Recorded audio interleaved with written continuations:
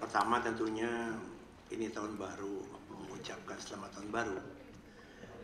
Karena tahun 2004 kita harapkan menjadi tahun yang jauh, akan satu berkas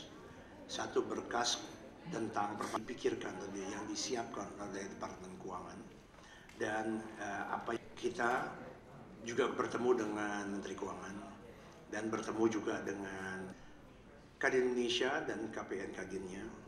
Ini merasa sangat serius memikirkan masalah ini karena di dalam parlemen kiranya harus dapat memberi, dan kita mengharapkan bahwa pada tahun ini dapat kita selesai mengenai satu lagi mengenai masalah perpajakannya. Jadi dia memberikan suatu dampak positif pada iklim investasi, pada iklim bisnisnya.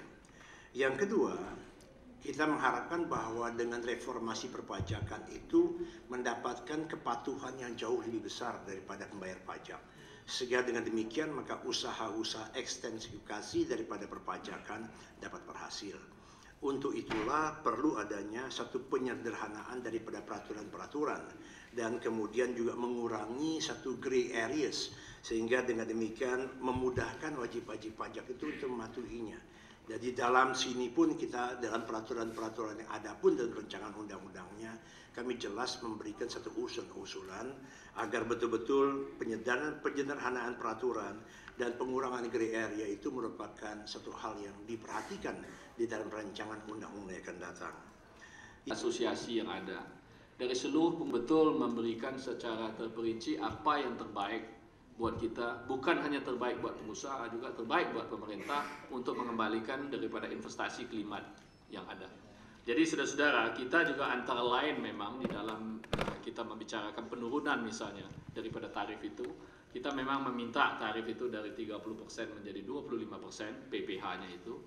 Kita juga meminta PPh perseorangan dari 35% turun menjadi 30%. Kita juga meminta misalnya supaya mengenai masalah-masalah double taxation itu bisa diselesaikan, yaitu double taxation dari dividen itu betul-betul bisa satu, sehingga kita bisa berkompetisi seperti negara-negara tetangga kita di dalam menarik investasi keluar.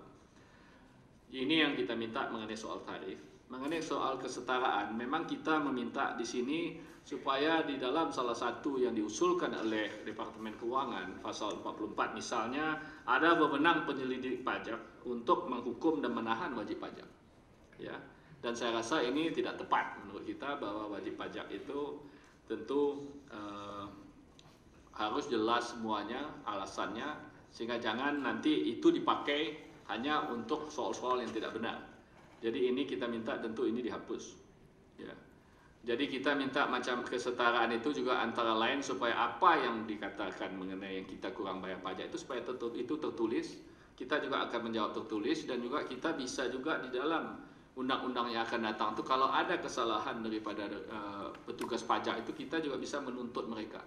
Anak BPN 2003 artinya ya daya tariknya kalau saya baca itu lalu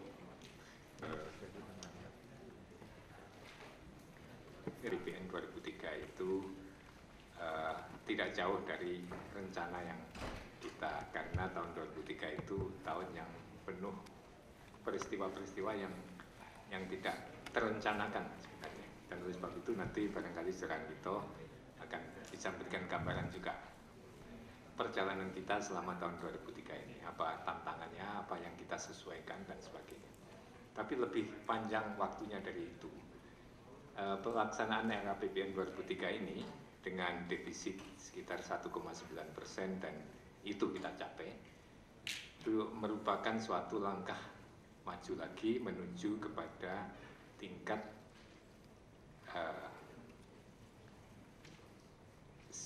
situasi atau kondisi anggaran kita yang jauh. Dari Metro TV, kita harus bisa membedakan antara sistem sama kasus. Jadi kalau Saudara Leo menanyakan suatu permasalahan wajib pajak bermasalah, itu harus tegas dulu masalahnya apa. Ini soalnya ini ada sistemnya, ini berarti bukan sistem, ini kasus. Kalau ada kasus harus jelas. Nah, terus prosedur apa yang kita langgar sehingga kita bisa menjelaskan apa betul seperti itu. Nah, jadi harus kasus ini. Kalau ada kasus, saya minta secara detail Saudara Leo. Prosedur apa yang dimaksud yang kita keluar dari jalurnya, dan permasalahan apa yang Saudara maksud. Jadi kita tidak bisa tahu sehingga kita tidak bisa menjawab secara pas karena kasus. Tapi kok sistemnya saya kira tidak begitu. Misalnya soal hassling itu ada 12 tahapan, udah kita ikutin semuanya. Gitu. Makanya kami minta yang jelas soal kasnya ya. Terima kasih. Tarif biaya masuk impor beras memang sampai dengan saat ini berdasarkan keputusan Menteri Keuangan yang berlaku, tarif biaya masuk impor beras sebesar Rp430 per kilogram. Rp430 per kilogram. Memang ada usulan dari Departemen Teknis yang terkait, yaitu dari Departemen Pertanian, yang mengusulkan agar supaya dilakukan peninjauan terhadap tarif biaya masuk impor beras ini. Kalau nggak salah saya usulannya sebesar 510 per kilogram, dan saat ini memang sedang dalam kajian, hal itu masih dalam kajian di tim tarif yang belum selesai pengkajiannya, karena memang dalam kaitannya dengan beras ini tadi ada beberapa aspek yang perlu dipertimbangkan, khususnya nanti yang menyangkut dengan kemungkinan ketersediaan supply beras di dalam negeri dan juga dalam kaitannya dengan konsumen.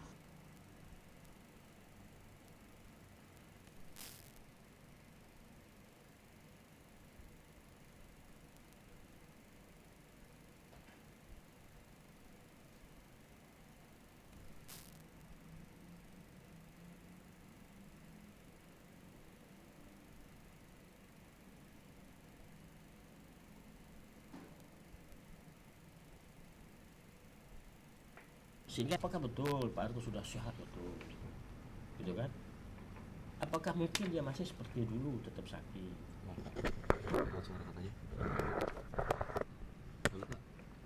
Diulang lagi. Yang tadi dari tanggal 15 Desember. Jadi seperti Anda katakan tadi bahwa ada desakan dari DPR, enggak ada itu, enggak ada. Ini kejaksaan hanya melihat perkembangan yang ada di masyarakat, di pemberitaan. Ada berita bahwa Pak Harto ini bisa berkunjung ke Nusa Kambangan, bisa menerima tamu pada waktu Lebaran dan sebagainya. Terakhir itu dari gitu ya. Nah, ini timbul perkembangan di masyarakat, sepertinya seolah-olah dalam tanda petik Pak Harto ini sudah sehat. Nah, untuk memperjelas permasalahan sini, kejaksaan sesuai dengan kewenangan yang ada padanya, mengingat berkas perkaranya kan di tangan kejaksaan. Kejaksaan harus bersikap, berupaya, apakah betul dugaan masyarakat ini. Nah, makanya pada tanggal 15 Desember 2003, dalam hal ini Kejaksaan Negeri Jakarta Selatan sudah berkirim surat ke RSCM memohon supaya tim dokter RSCM memeriksa ulang kesehatan Pak Harto ini. Nah, jadi masalah ini ya saya kira tidak perlu dibesar-besarkan. Kita hanya sekedar untuk menjawab apa yang berkembang di masyarakat. Tentunya nanti kan akan terjawab pertanyaannya. Paling tidak kan akan muncul 3 hal. Mungkin Pak Harto masih sakit seperti yang dulu. Mungkin sembuh, ada ke arah penyembuhan, gitu kan? Mungkin juga bahkan barangkali lebih memburuk karena usianya dan sebagainya. Nah, 3 hal ini paling tidak nanti akan ada hasilnya itu. Jadi kita akan mencoba menjawab apa yang merespon apa yang ada di masyarakat. Jadi tidak ada desakan dari mana-mana. Dokternya sendiri saat ini sudah melakukan atau baru? Kita baru mengirim surat. Jadi belum ada dokternya sendiri, Pak? Belum. Dan dokternya masih dokter yang lama? Kita belum tahu. Nah, masalah ini muncul kan sudah lama kan, 15 Desember. Kok baru muncul sekarang? Itu ceritanya pada saat tanggal 7 Januari 2003 kemarin, hari Rabu, kan ada press release Pak Jaksa Agung bersama staf kan. Di situ salah satu teman wartawan tanya, bagaimana? Apapun kata orang kita, Pak, kita tidak ada kita ke situ. Saya tadi pun baru dengar juga di radio mana itu. Hal yang sama juga diangkat? Bukan, hal yang sama diangkat.